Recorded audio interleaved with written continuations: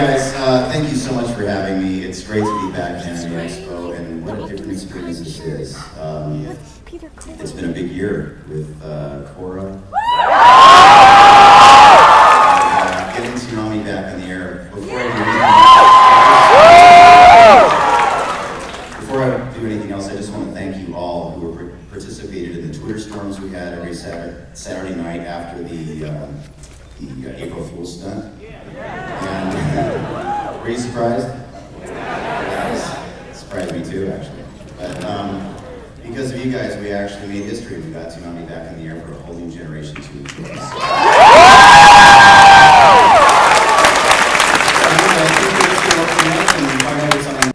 What was that? Oh, yes. Yes. I raised Frank, and I signed his breast today, again. Oh, he's going to show you. Here you go. That's my son. Okay, so, first of all, I really like that. Because I love you. Oh, that was from you. Thank you. Yes, it was. I noticed the hair in it, so I figured. The biggest question that I've had for you for a long time is, can I sit up there with you? Sure, come on up.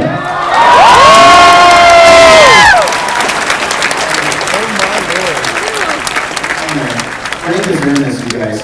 Where did we meet, Frank? Was that SaguraCon? And he was in every single panel, every single signing. He stood in line for like 4 hours at a time. So he's probably put more time in the industry than I have at this point. So Frank gets his time.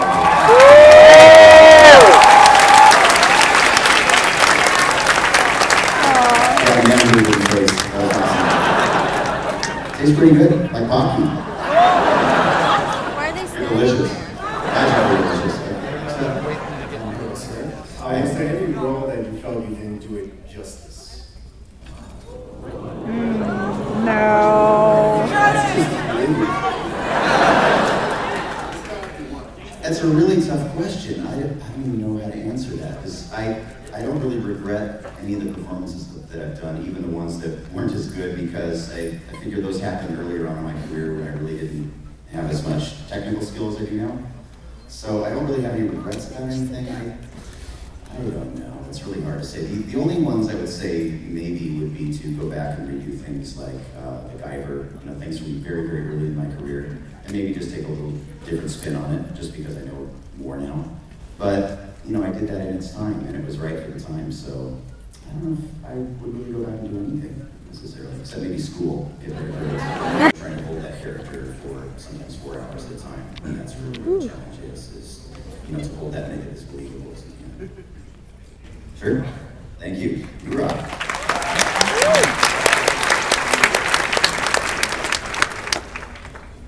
Hi, Steve. Hi. Okay. Just wondering, when you voice characters that go out of your typical badass, well, not to say that those characters aren't badass, but when you do like a Rosal Dularaman or something like that, when you do something like that, how do you land the role? Like, how do people know that you can do stuff like that? That's the big problem for a lot of actors, is that they don't. And so we have to have demo reels, we have to audition all the time. And for quite a while, I was only cast for bad guys and monsters, because that's what I started in. So it was hard for a lot of casting directors to imagine that a guy who they're used to hearing going, it's hard for them to really. So we have to audition. I audition every day. I probably audition maybe 30 to 40 times for every job that I book. So it doesn't matter where you are in the industry, unless you're a celebrity and they hire you for that one character that you do, basically. You have to audition every day and you have to keep working at it every day. So for pretty much every job that I've gotten, except for maybe Tom from Tsunami, because they called me for that. Based on Skype. The other characters I've auditioned for. And I have a home studio. I just record them usually late at night when I should be sleeping. And I send them off to my agent and go on to the next thing. I don't even think about it anymore. Okay, thank you.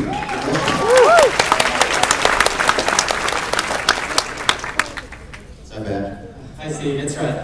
But, sorry. It's okay. I really like this certain show, right? And you've done a voice for it, but it was not a demo reel. But I was wondering if you could read a sheet as if you agree for the Tom from Tsunami. Yeah, bring it on. And this is the job, basically. They hand you a sheet of paper and say go. So this is any job that I do. Welcome to Earth, or at least what's left of it. The surface, ruled by beastmen. Beneath it, mankind's remnants. Simon's just a regular driller. Day in, day out, same old thing.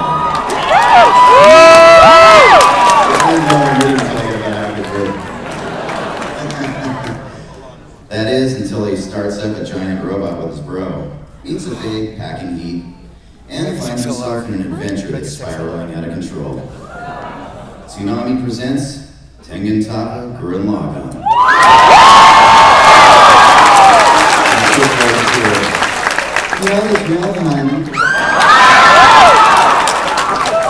Only Tsunami.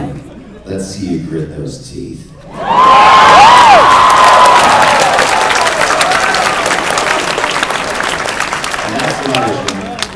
How you doing, Steve? First off, I just want to say that this being my very first anime convention, it's such a huge honor to meet you. Oh man, thank you. Welcome to you.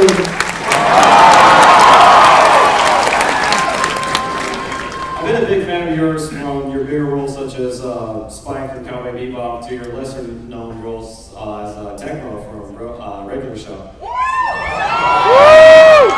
My question is that after all these years of Tsunami being canceled, how does it feel to be Tom again? It's like coming home.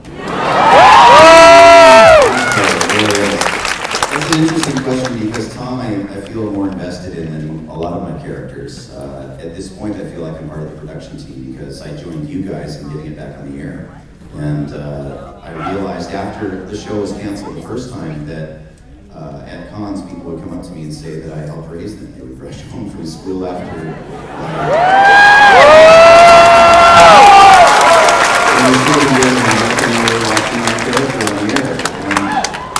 So I apologize to all of your parents. And I'm glad that you all turned out okay. And I'm really, really happy to be back this time. So thank you guys again for being here.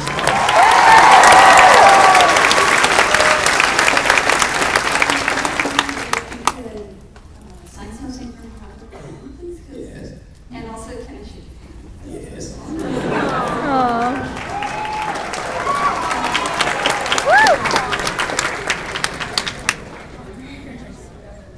You don't want to go up, might as well get shorter. I wonder if you could act, Spike guys. I like a girl that can kick my ass. Oh yeah. I love the kind of woman that could kick my ass.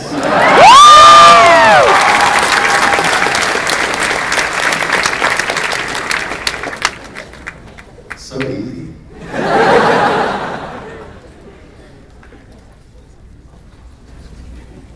Hi, Steve. Hey. I wanted to ask you about one of your more recent roles in the game for the PS3, Starhawk. In the game, you have the character Sheriff Tracy's I forget. But in the game, something lands on your house and your character dies, and immediately all the other characters are like, I didn't like that house anyway. How do you feel about that role?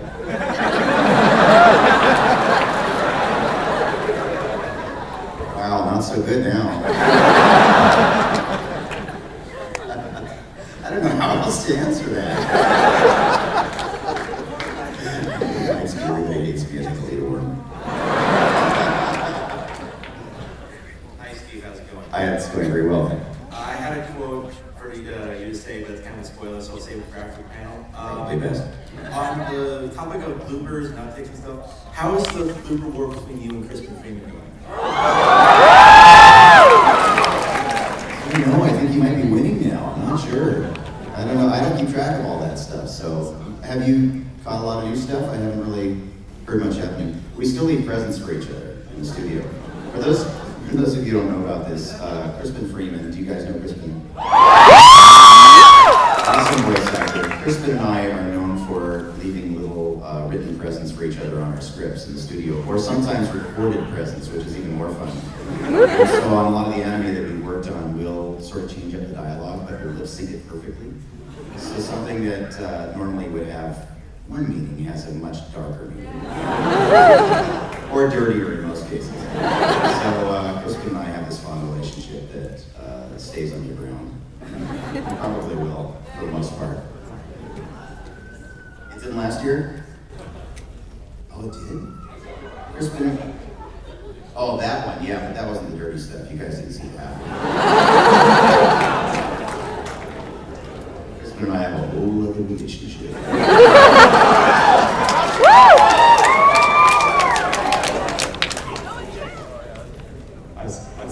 Hi. Just a big fan since Toonami growing up, and now we're currently just like playing all these games where just voices and all these animes. But one of my questions is, can I get a signature actor? Yes. And also, what was your favorite phrase in Nazi Zombies Black Ops? Okay, well, I'm gonna look that one up. And I have to edit that one because most of those are really filthy, right? Ooh, okay, bear with me. Cheat sheets, and I can't read anymore. Okay, but this one was pretty good.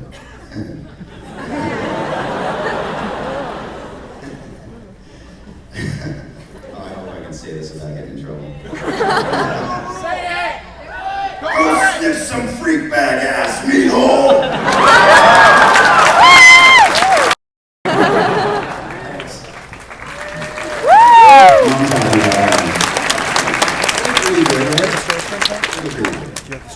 Hi. Hi. Oh, hi. Hello. I'm down here. Anyway, thank you for coming. And I just wanted to ask a magnanimous favor if I can of you. I can't even pronounce that word, so go ahead. Thank you. By the way, I really like you as Hobgoblin. I did not even realize that was you. That voice hurts so bad. I know. I can tell. But it's great. Anyway, I was wondering if you could, in your star screen, with Ryan's voice, say, I've got the moves like Jagger. I'm recording this, so I'll put it on Facebook for you. You ready? I've got the moves like Jagger.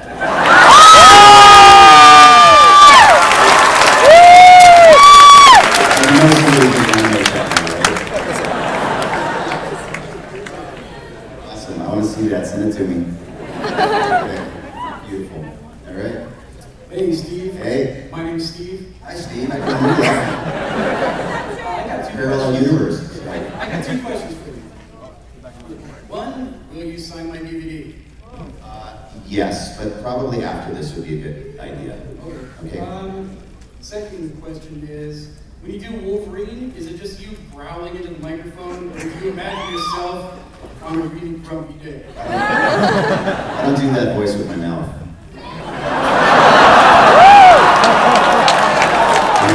Actually, Wolverine was kind of rolling around in my head since I was pretty young. But I had to grow up enough where I could actually do it with my throat. So after chewing some razor blades and drinking some whiskey, it worked. Seems to work out. It's hard to do anything moves like Jagger. That was great. How do you get into character for all your jobs? They say go and I do it. Voice acting isn't like on-camera acting or like any other kind of acting. Basically, you have to be on call and ready to go at a moment's notice. In fact, most of the time when I go in the studio, I don't even know what I'm doing when I go in there. Whether I've actually prepared for it or not, I don't know what I'm doing. But often I'll go in and have a character sort of in mind, and they change it up completely. They'll give me a different dialect to do, they'll give me a different age group to do, and so I just have to be ready for anything. And there is no way to adequately prepare for any kind of voice acting. So the short answer is, I just go, just do it.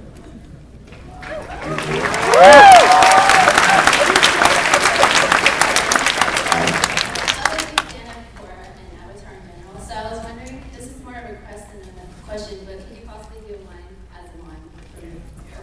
I brought a cheat sheet. You think I have it memorized, but I'm a voice monkey, so I don't have to. Republic City now belongs to the Equalists. Let the revolution begin!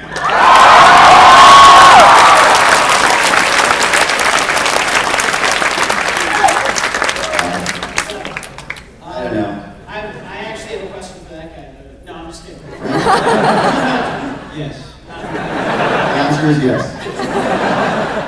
42. Two.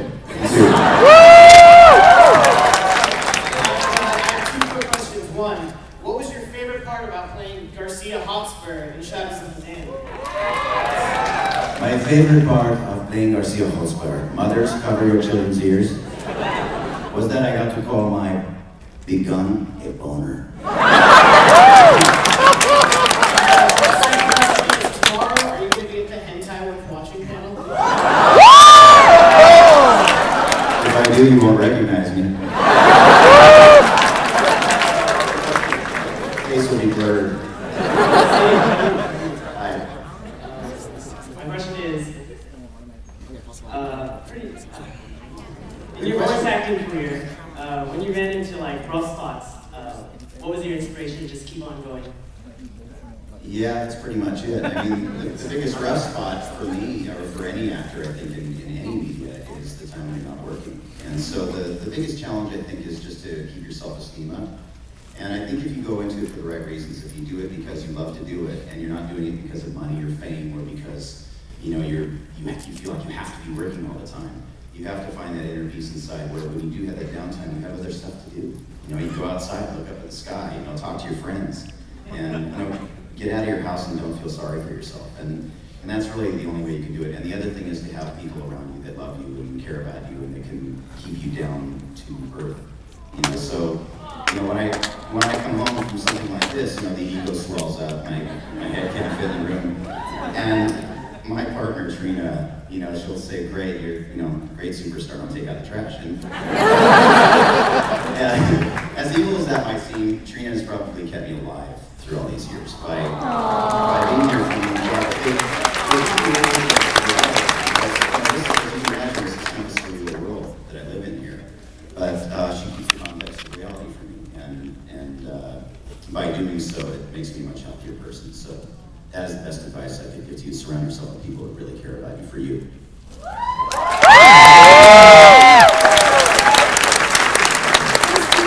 Nice to meet you. Sorry, I'm kind of excited to meet you. So You're am I. a very amazing, talented voice actor with a very cool, deep voice. I just can't describe it. All right, here we go. You were able to make a very cool, badass voice, like Vincent Valentine from Final Fantasy 7. Thank you. Spike. Thank you. Orochimaru. Thank you. What else? I mean, there's so many characters.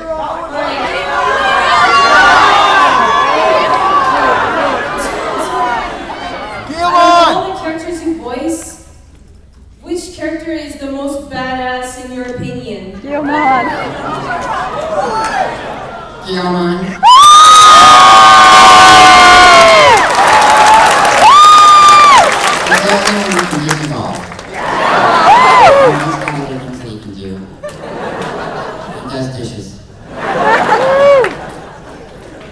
Yeah, I got Thank you this. so much. You're welcome.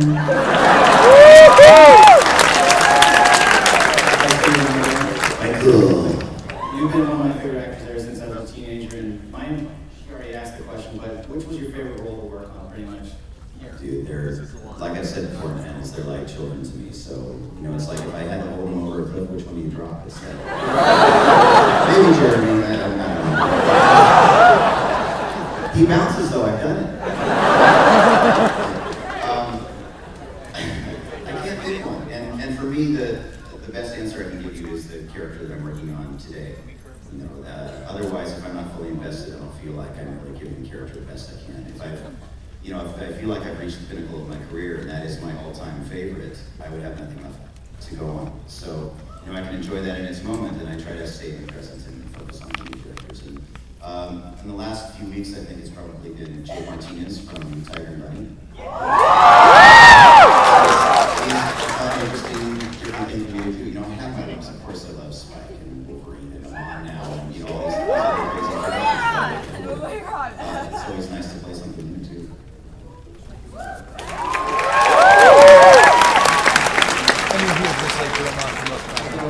Very well. How are you? I have a question involving voice acting. When you come to voice acting original animation, like Wolverine and Avatar, you approach it differently, like from your dubbing from like Naruto and Tiger Bunny? Well, acting is acting, so the process of actually creating a character is basically the same. The big difference is for anime or for a lot of video games, I'm doing by myself with the director. And so I'm depending on the director to hold the context for me, give me the storylines, and see what you guys are thinking, and let's roll. We have a microphone up for audience. It's coming, right? It's coming, here it comes. All right, guys. You guys are really pretty, by the way.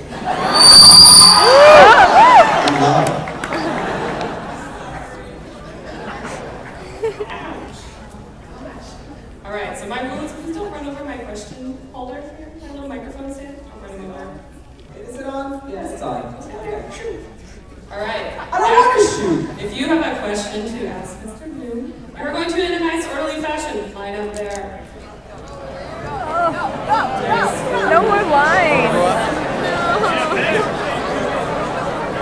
I wish we could just send someone out to get in line for us and like ask a question.